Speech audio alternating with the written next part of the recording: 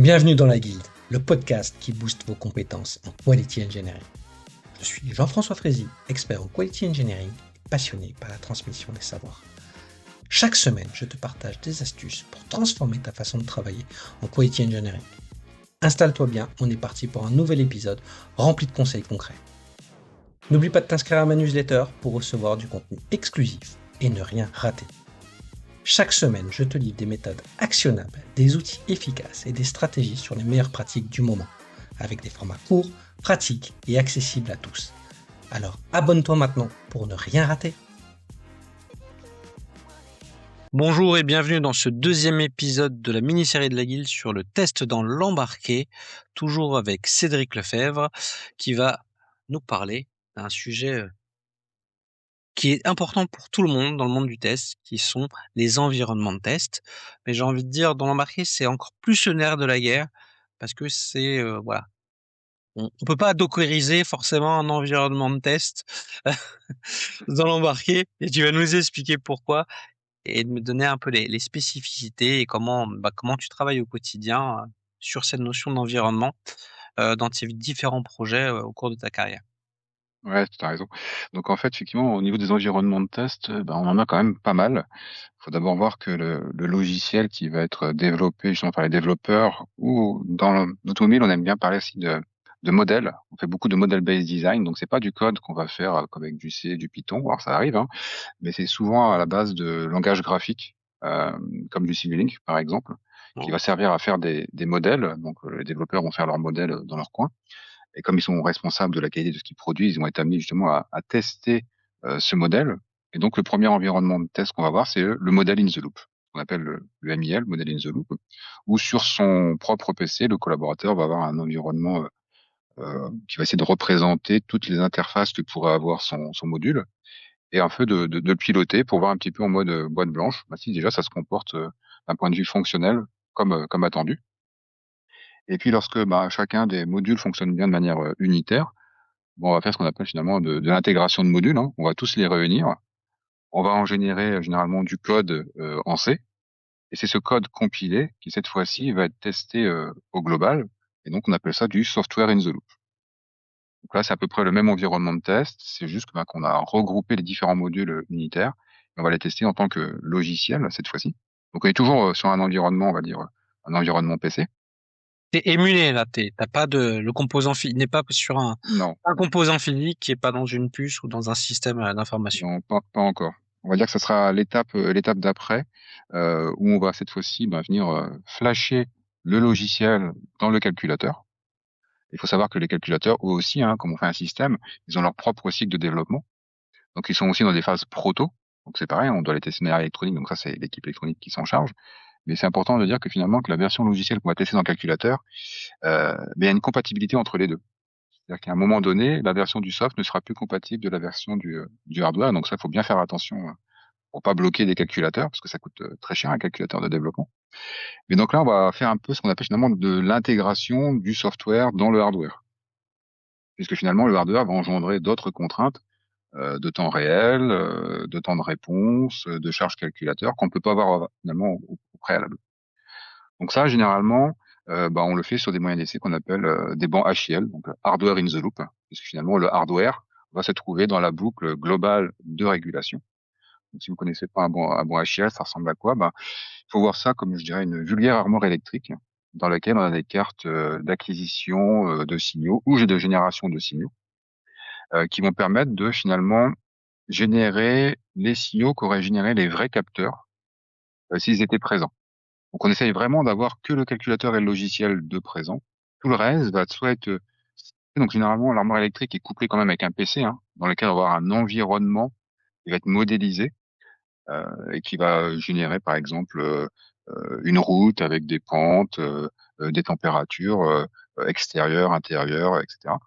Donc l'idée c'est vraiment que le collaborateur via l'IHM de ce PC choisisse un emplacement pédale, une vitesse cible, et que toutes ces actions soient derrière modélisées par une génération de tension, une génération de courant, l'envoi d'un signal sur le CAN à destination du vrai calculateur qui cette fois-ci lui, est totalement leurré.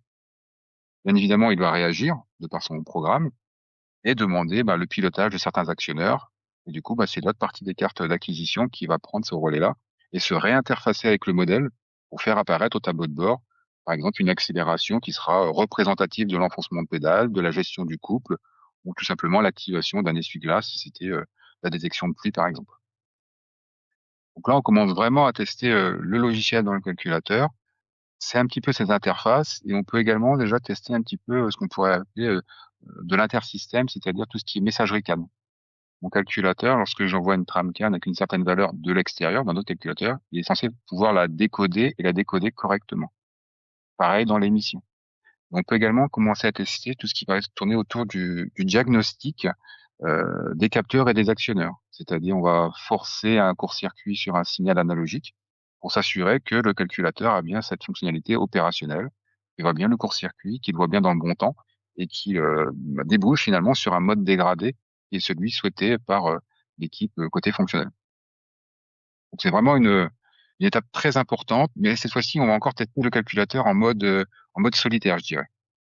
Est-ce que ce calculateur peut faire partie d'un tout qui est beaucoup plus grand? On prend par exemple un système hybride tel que le PHEV, hein, donc les hybrides électriques rechargeables. C'est entre 6 et 7 calculateurs qui doivent à un moment donné fonctionner tous en même temps, entre la machine électrique, le moteur thermique, le chargeur, la batterie, etc. Et donc tout ceci vont être développés généralement par des équipementiers différents qui posent d'autres problèmes de synchronisation des développements dont on pourra parler, je pense. Mais chacun vont tester de manière unitaire sur leur banc HIL ces systèmes-là. Et lorsqu'on a un niveau suffisamment grand, on peut les mettre dans un truc avant le véhicule qui s'appelle une plateforme d'intégration électronique. C'est un banc de test en tubulaire qui représente exactement le véhicule avec cette fois-ci les vraies pièces physiques. Donc, il y a les vrais phares, par exemple les vrais toits ouvrants, les vrais rétroviseurs, les vraies longueurs de faisceaux. Donc, les faisceaux sont les fils qui parcourent le véhicule. La seule chose qu'on n'a pas, ce sont tout ce qui est avec du fluide. On n'a pas de moteur thermique pour à cause de la lubrification.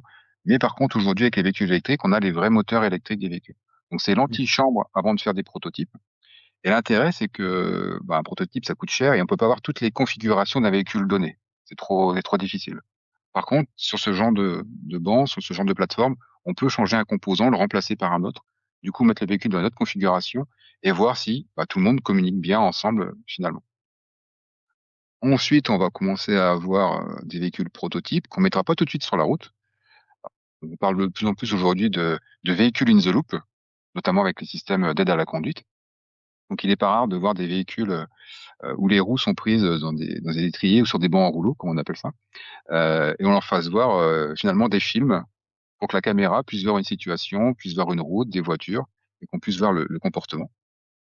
Ensuite, on ira sur des pistes fermées, pour pouvoir faire des essais en toute sécurité, puisque parfois certains essais sont faits à haute vitesse sur des anneaux. Donc il y a même pour les collaborateurs, il y a des formations spécifiques pour pouvoir ne serait-ce que conduire un véhicule prototype, pour pouvoir le Attention, conduire à haute tu vas vitesse. créer des gens qui vont t'appeler là, s'ils vont. Est-ce que euh, non, vous n'allez pas être sur un circuit de Formule 1 à tester les Formule 1. Non, c'est Ne pensez pas ça.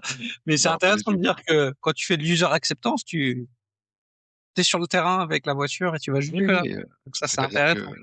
avec des routes qui sont censées être représentatives, par exemple, tu vas avoir des routes pavées, des routes dégradées, tu vas avoir il y a aussi des anneaux de vitesse, ça existe aussi, parce qu'il faut mettre au point tous les systèmes. Il y a de l'ABS, de l'ESP.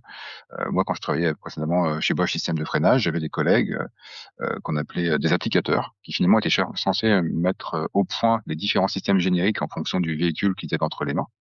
Et ils partaient faire des missions froides en Suède pendant 3 mois, en hiver bien sûr, et en été ils allaient du côté de Barcelone pour faire des missions chaudes parce que les pistes étaient différentes, les conditions étaient différentes. Donc on voit l'intérêt de ce métier dans le test, c'est de voir les produits avant les clients et de entre guillemets bien les éprouver. Donc c'est vraiment très sympa de voir en premier les produits, même avant ceux qui les ont conçus Et quelque part. on voit quand même le coût rien que de conception et de test, Oui, le temps qui est passé là-dessus. Parce que rien que le banc de test, c'est quand même un budget.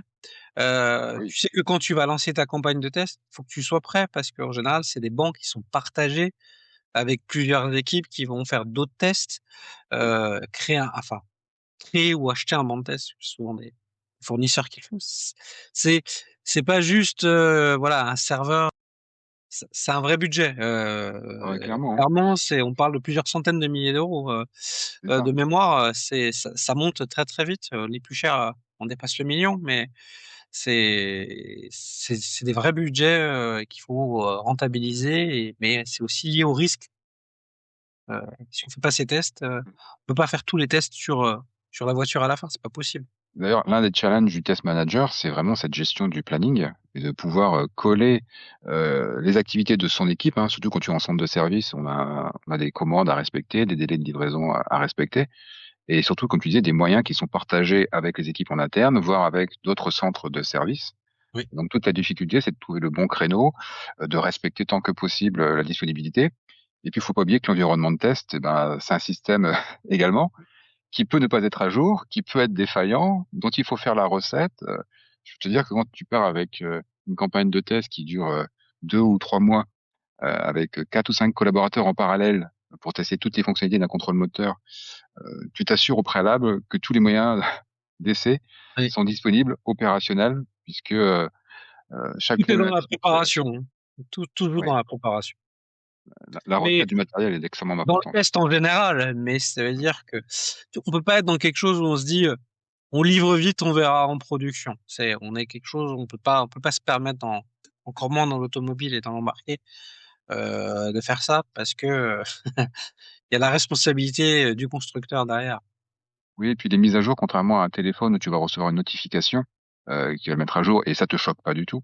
Dans l'embarqué, dans l'automobile, les mises à jour sont faites quand tu vas en concession et dans la concession du constructeur où où tu as acheté le véhicule. Donc c'est-à-dire que si tu vas faire ton entretien pas chez le constructeur mais chez un généraliste, tu vois un feu Ouais, vert, etc.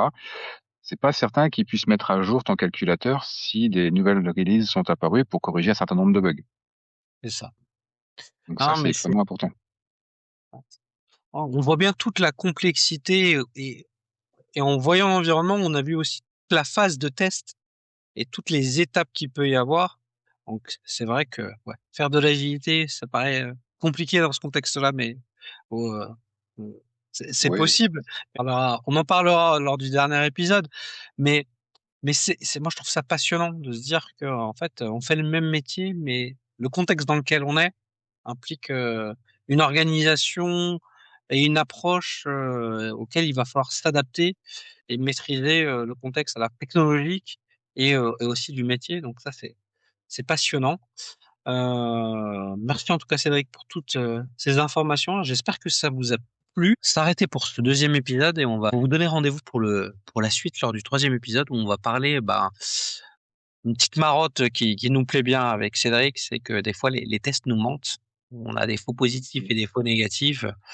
C'est toujours un risque, mais on a bien vu que voilà, que les risques faut bien les intégrer et les gérer dans l'embarqué. Donc restez avec nous pour ce troisième épisode. À très vite. Merci d'avoir écouté cet épisode. C'est grâce à toi que la guilde continue de grandir. Si tu as aimé, n'hésite pas à partager autour de toi et à laisser un avis 5 étoiles sur ta plateforme préférée. Je te donne rendez-vous au prochain épisode avec encore plus de conseils pour booster tes compétences.